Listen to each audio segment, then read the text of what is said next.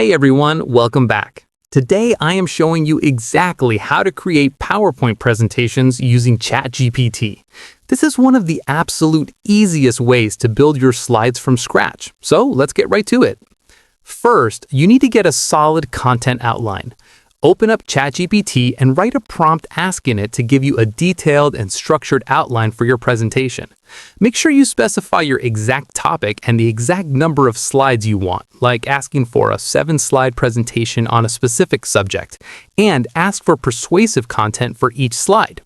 Next, ChatGPT will generate a complete breakdown of your presentation.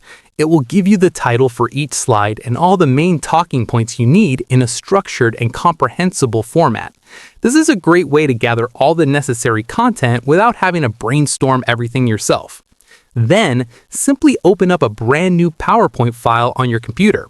Copy the text that ChatGPT just generated for you and paste it directly into your slides, one by one. You now have the entire foundation of your presentation ready to go, completely populated with your AI-generated text. Finally, once all your content is pasted in, you can customize it right there in PowerPoint.